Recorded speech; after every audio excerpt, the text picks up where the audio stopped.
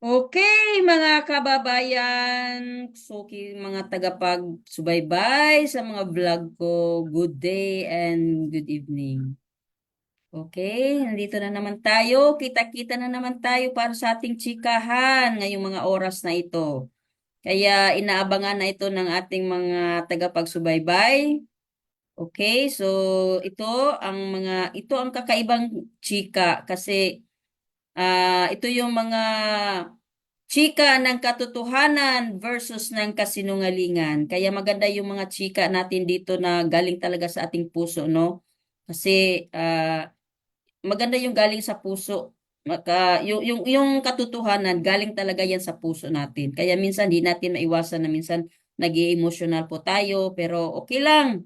Kasi ito talaga mga kapatid, ang patunay na sa kabila ng lahat ng mga narinig nating mga kasinungalingan ay mayroon talagang mga katotohanan din na darating mga kababayan. Kaya ito po ang ating mga ito po ang ating mga chikahan ngayon. Kaya sa lahat po ng mga pag sa lahat po ng mga nagsusubaybay ngayon, kaya yung hindi po nakapagsubaybay dun sa mga unang vlog ko o ano na po tayo, manood na po tayo or makinig tayo doon sa ating mga nauna pang mga vlog natin. Kaya ito yung panahon ngayon. So actually, mga kababayan, well, hindi na talaga mapigilan, no? Kasi ano na talaga, nagba-viral yung ating mga chikahan dito.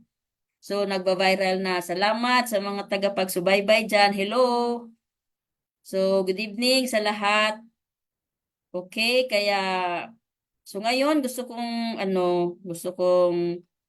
ihatid pa rin sa ating lahat yung mga nasagot ko na rin ng mga katanungan kung totoo ba yung mga pinagsasabi ni Arlene Stone doon sa yung video na nakita natin. So, alam ko hindi lang ako nakarelate doon na siguro medyo tayo nasasaktan din doon, no? Kasi alam natin na yung lahat talaga hindi talaga yung totoo. Tsaka basta para malaman din ng lahat na hindi talaga pwedeng manaig ang kasinungalingan.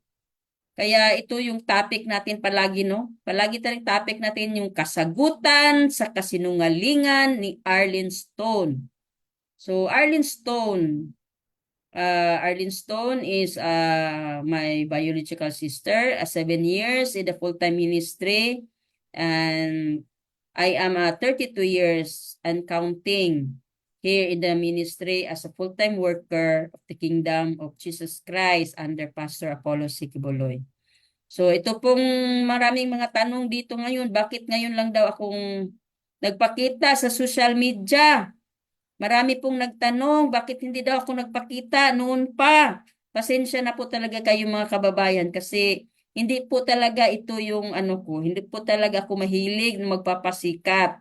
Kaya hindi, opposite po kami na magkapatid. Yun siya, ano yun, mahilig yun magpasikat.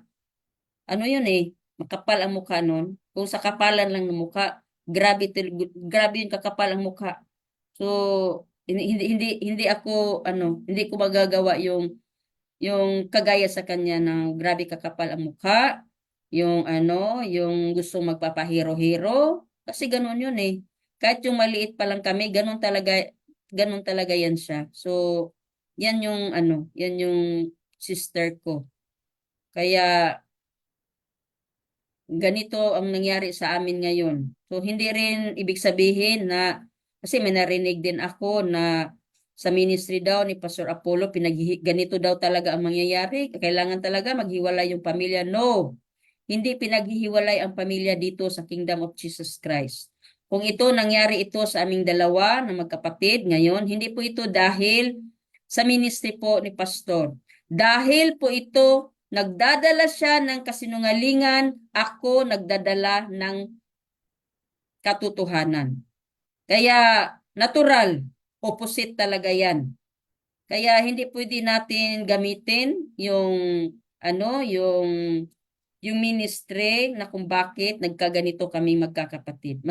Actually, matagal na po akong gustong lumabas talaga sa social media, pero tinuturuan talaga kami ni Pastor dito ng love your enemy. Okay lang, magpakumbaba lang tayo. Love, love, love. Pero nung hindi ko na talaga kaya, humingi na talaga ako ng paumanhin at humingi na talaga ako ng tawad. Hindi ko na talaga kaya ito.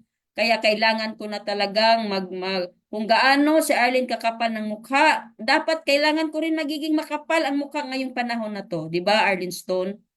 'Di ba? Nung maliit pa tayo, sabi mo nga anong time na ano tayo? Kasi actually, yung maliit pa tayo, ikaw talaga yung pinaka makapal ang mukha sa ating dalawa eh. Kung sino yung pinaka maro, yung maro sa ayun ko ano yan sa Tagalog, basta sa Bisaya, maro yan eh. Kung meron mang pinakamaro, ikaw yun. Kaya yung sinabi mo na ina-analyze mo, okay. Kung ikaw nakatingin ka sa age natin, sa ating edad, pero pagdating sa pagkamaro, you are 10 years old than me. You're more than 10 years from me. Imuhang pagkamaro. Hindi na ako kaya ang imuhang pagkamaro. Kaya kung yan ang ginagawa mong basihan para baliktarin mo yung sinasabi ko na na paano na ako ang susunod sa iyo, okay. Imuha ng analyzation. Pero para sa lahat, kilalang kilala ka na Arlene na ikaw ang pinakamaro sa lahat. Kaya yun yung narinig ko lang. Kaya ngayon, so tapos na tayo sa ating mga ano no, sa ating mga topic na ating napag-usapan na patungkol dun sa traffic. O gusto ko lang i-form talaga yung yung totoo talaga dito na traffic daw siya kasi parang masakit sa akin yung Parang masakit sa akin yung word na traffic. Matagal ko na yung naririnig eh. Kahit pa nung ano pang 19 yun, 2019 yata, nakita ko na yan. Pero ganun lang talaga, wala talaga akong wala pa akong guts na magsalita dito sa social media. Pero nabasa ko na po yan. So ganito po yun mga kababayan. Sabi niya na traffic daw siya ng 1991. So, ganun, 1991, okay. 1991 and then umabot siya ng 7 years in the ministry as full-time worker. So wala, inosente ka ba after 7 years? And then bumalik po siya. Nung umalis siya, nakaano kasi siya nakabingwit po siya ng big fish. Yan yung si Stone. O, nakuha na niya yung Stone. Saka kabingwit-bingwit niya ng kung sino-sino. Ayun, nabingwit niya yung Stone. So, siguro yun yung pinaka-big fish. Kaya nagkaroon po sila ng anak. Anon. Tapos, kahit hindi pa siya officially na nakabalik noon sa ministry. Pero, winelcome pa rin sila ni Pastor. Si Pastor pa ang nagdedicate sa anak niya, yung anak niya ngayon na babae. So, malaki na rin yung anak niya ngayon na babae. Si Pastor po ang nagdedicate niyan. Nalala ko yan kasi nasa Manila kami nung time na yun Nakita ko lang doon sa screen. Kasi during yun ng KICT sa US. So nagpa-dedicate siya. And then after ng dedication, after ng dedication noon, umuwi sila dito sa Davao. So na-welcome siya. As in, welcome talaga. With all the heart of pastor. Welcome talaga sila pag-uwi nila doon sa Davao. So, gi-accommodate sila ng maayos. Libre ang accommodation, libre ang sasakyan with Pajero pa. Yung Pajero pa ni Pastor yung ginamit noon Tapos ang nag-drive pa doon is yung ministro pa, administrator na po ngayon. So, siya po yung nag-drive doon. Kaya, yun yung time na yun na nag-ikot sila doon sa Tamayong, tapos pumunta sila doon sa bahay ni Pastor. Ganon. Tapos kasama sila sa kainan in one table. So ganon yan. Ganon ang hospitality, ganon yung pag-ibig, ganon yung yung kabutihan na ipinakita sa kanila sa kanyang buong pamilya. And then after na umuwi na po sila doon sa US, bumalik po siya uli kasi nagiging ano na po siya, delegates po siya ng IKLC. O, nagkasama kami niyan eh. Nagkasama kami sa ano, sa IKLC. Nagkasama kami doon sa Davao. Isang kwarto lang kami, naalala ko 'yun. Marami pa mga picture diyan, nakasama siya sa IKLC. Saka nakita ko rin doon yung ano yung picture namin ni with Snakehead. Siguro doon yan sila nagkakilala ng Snakehead na 'yun. Kaya ayun, bumalik siya doon sa US na. And then mga ilang taon, so medyo ano na, kasi nag-decide na siya noon na ano, na hiwalayan na niya yung Stone na yun. So naghiwalay nila sa hiniwalayan na niya si Stone, and then meron na namang kapalit. So yung time na yon medyo dumistansya na siya sa ministry. Kasi alam mo Arlene, ang standard dito sa ministry, hindi pwede dito dalawa-dalawang asawa patong-patong kung sino-sino. Kaya dumistansya ka na. Kasi alam mo man yan na mayroong consequences yan dito sa ano sa ministry. So siguro yan yung dahilan na nawala ka. So, hindi ko alam, pero yun talaga ang pinaka-point doon kasi alam mo talaga yung ano, alam mo talaga yung standard. And then ano ka, nanahimik ka. As in talaga nananahimik ka. Tapos yung ano, yung umalis yung mga ano, yung umalis yung mga ano dito, yung mga dissidents na mga kasama ni Snake, yung grupo ni Snakehead. Doon, nagtataka ko Arlene, sa lahat ng kabutihan na ginawa ni pastor sa'yo, sa lahat ng kabutihan na ginawa ng ministry sa'yo, sabi mo na traffic ka? Sa mga taon ba dito, itong mga taon na ito, ilang taon yan, hindi ka na innocent. Hindi ka na innocent, Arlene. And then, bigla ka lang susulpot, dala-dala mo ang lahat ng pagsisinungaling mo. Di ba? Sinungaling ka talaga. Kaya, ganyan mo kami sinasaktan. Alam mo ba, yung sinabi mo yan dyan, araw-araw, sinasaksak mo kami sa lahat ng pinaggagawa mo na kasinungalingan. Diba, Arlene? Nanahimik ka eh. Tapos, bago ka nanahimik, bago ka lumantad, na nagdala ka ng ano, ng kasinungalingan mo, yun yung time din eh, na dinidiscourage mo ako, na binibigyan mo ako ng kung ano-ano para ma-discourage ako, para hindi na ako maniwala, para ang plano mo, para umalis na rin ako. Sumunod doon sa mga dissidents na yon. Yun eh, naalala ko yun, Arlene Stone. Bago ka lumantad na nagdadala ka ng mga kasinungalingan. Ako ang una mong gimisyonan eh. 'Di ba? Kaya salamat naman sa Ama. At hindi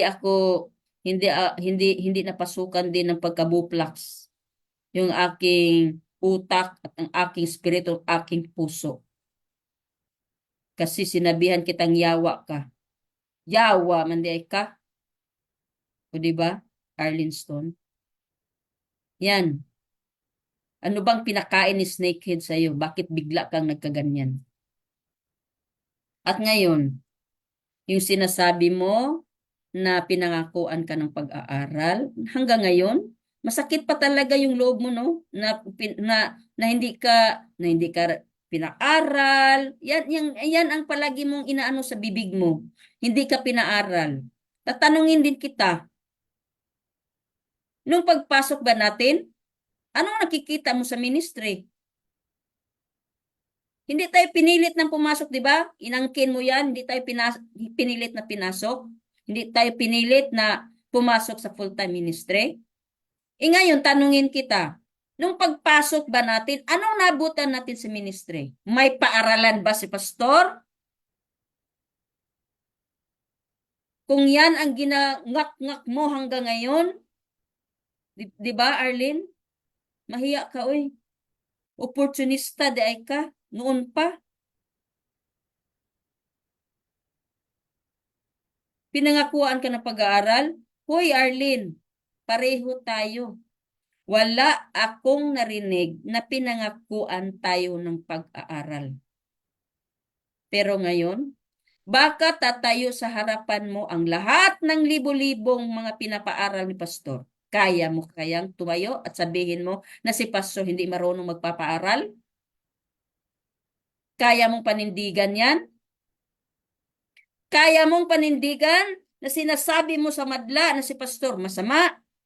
Kung tatayo sa harapan mo ang lahat ng pinapaaral ni pastor, libo-libong pinaaral ni pastor, at pakitanong dyan sa mga grupo mo ni Snakehead.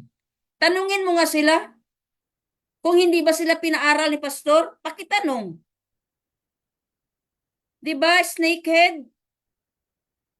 Hindi ba kayo pinaaral? Mga limatok mang gani mong dagko. Pagkatapos nyo mag-aral, gusto ninyo agad palitan ang nagpapaaral sa inyo. Kawalang hiya na lang sa inyo, ha? Oy. Walang hiya talaga kayo. Muna, Arlene Stone, nagpauto ka talaga sa kanila. Grabe. Alam mo, ang tingin ko sa iyo, Arlene Stone, para ka ng tungaw. Ang utak mo, inuto ka sa mga tao na yan. Sila, pinaaral yan sila ni Pastor, oh.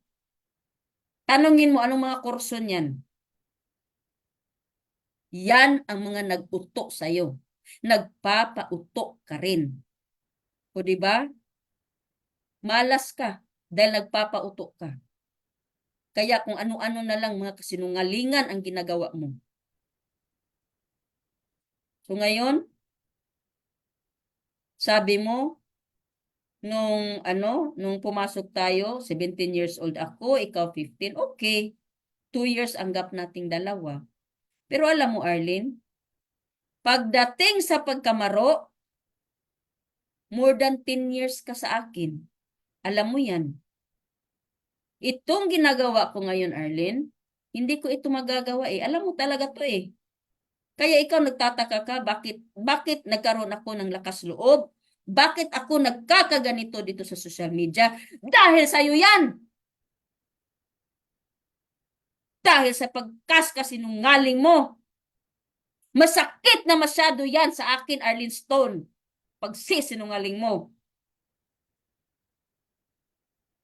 Tapos, sasabihin mo, i-analyze mo yan. Ikaw, maro ka. Noon pa.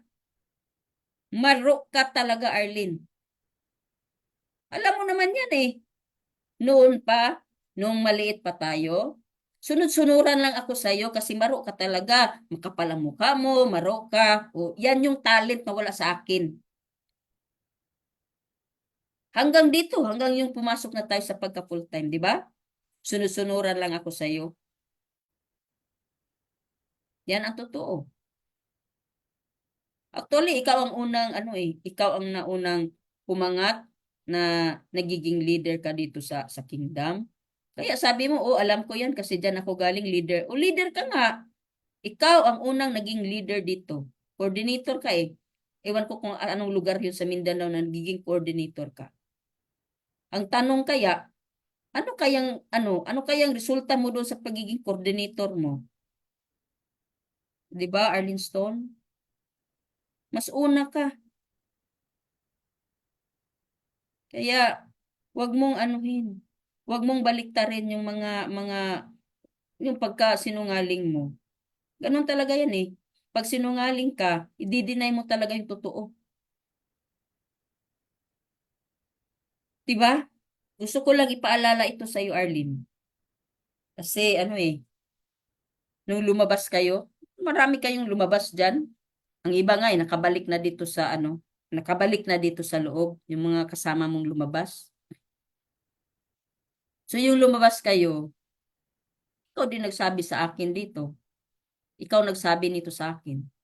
Kasi para sa mga na para sa mga nakikinig diyan ng mga kababayan, kasi kaming dalawa noon, kung ano yung mga yan, mag-exchange ng mga pag-uusap. So, ganun yan kami noon.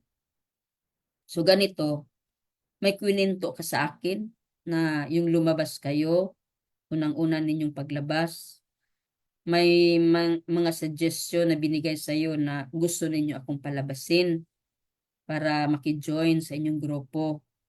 Pero sabi mo, dinipensahan mo. Sabi mo, wag na lang natin idamay si Treng. Hayaan na lang natin siya sa loob. Okay. Thank you. Marunong din ako mag-thank you. Salamat dahil dinipensahan mo ako nung panahon na yun. Tsaka, meron ka pang sinabi sa akin na isa. Sabi mo sa akin, Treng, huwag ka lumabas. Kasi, dito sa labas, kung hindi malaki ang yawa mo dito sa labas, aapak-apakan ka ng mga maliliit na yawa. Kaya, kung pupunta ka dito sa labas, kailangan mas malaki ang yawa mo kaysa mga yawa na nandito sa labas. Tinatandaan ko yan, Arlene Stone. And thank you. Marunong pa rin ako magpasalamat. Kasi, yan ang naalala ko. Nung gidiscourage mo ako, nasasama. Kasi plano ninyo sasama siguro ako sa inyo ni Snakehead. Yang word na yan ang naalala ko. Thank you sa mga iniwan mong words na naalala ko. Ngayon, tatanungin kita, Arlene Stone. Yung sinabi mo ba na pag nandyan sa labas, yung kailangan mong magkaroon ka ng pinakamalaking yawa para ka mabuhay, para ka magiging para ka hindi ka apak-apakan ng mga tao. Yan ba ang yawa na nandyan sa'yo ngayon? Sige daw, pakicheck. Kasi yun ang tingin ko sa'yo eh. Yung pinakayawa na sinabi mo sa akin noon, yan ang nandyan sa'yo ngayon. Dahil bakit? Dahil tinitira mo ang pinakaulo namin dito sa kingdom. Si pastor. Di ba? Matindi ang yawa mo. Yung yawa mo, hindi basta-basta. Kasi namimili eh. Yung pinaka-ulo talaga ang tinitira mo. Pero alam mo ba, Arlene? Tinitira mo man si pastor, kami nasasaktan. Tinitira mo araw-araw, kami sinasaksak mo araw-araw. Kaya magbabayad ka. Pagbabayaran mo yan, Arlene Stone. Yung mga pasakit na ginagawa mo sa amin, na ginagawa mo kaming masama, ginagawa mo kaming kriminal, ginagawa mo kaming rapist, yan ang pinagsasabi mo dyan sa madla. Ginagawa mo kaming mamamatay tao, nagbabayad ng mamamatay tao. Arlene, sana hindi ka makarma sa lahat ng mga sinasabi mo. Kaya, bakit naging ganito ako? Dahil dyan sa mga pinagsasabi mo. Hindi ako ganito, Arlene Stone. Pero nagkaroon ako ng lakas para tumayo laban sa mga pinagsasabi mo. Sinungaling ka!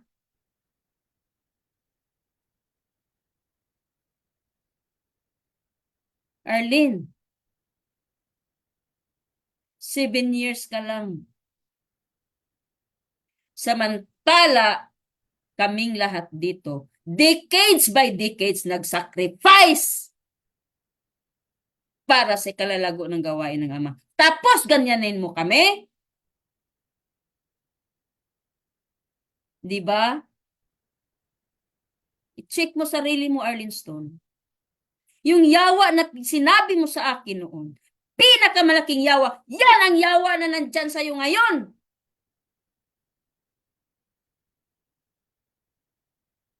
Kaya walang hiya ka, Arlene Stone. At least ako, marunong ako magpasalamat sa'yo.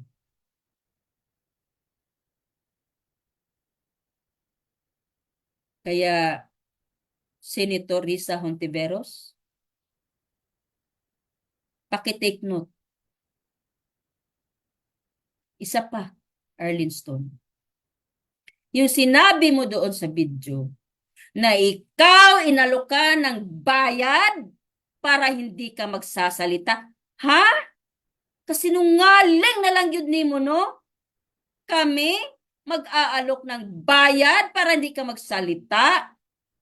Hoy, Arlene Stone, wala sa vocabulary ng kingdom na ang pera namin dito ibabayad sa mga kagaya mong sinungaling. Kaya naming panindigan ang lahat ng mga sinasabi mo na hindi ka dapat babayaran. Ikaw sinungaling ka talaga. Kaya kawawa yung mga na nagdala ng Stone apelyido mo, Arlene Stone. Kala mo hindi sila apektado? Matagal na akong nanahimik, Arlene. Gusto kong noon pa ako magsasalita, pero wala akong magawa. Hanggang ano lang ako, hanggang message lang ako diyan sa mga pinag ano mo. Matagal akong nanahimik. Pero ngayon hindi ko na kayang manahimik, Arlene. Matagal mo na kaming sinasaksak araw-araw. Panahon na para maningil kami sa lahat ng mga sinasabi mo, kasinungalingan, Arlene Stone. Kaya sana hindi ka makarma sa mga sinasabi mo.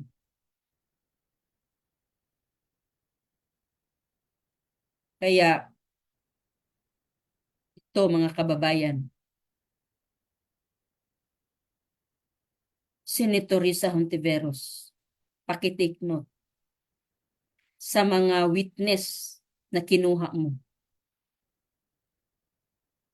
Siguraduhin mo na yung mga witness na kinuha mo, makakatayo yan sa lahat ng mga witness din na magsasalita ng totoo. Hindi kami bayaran dito.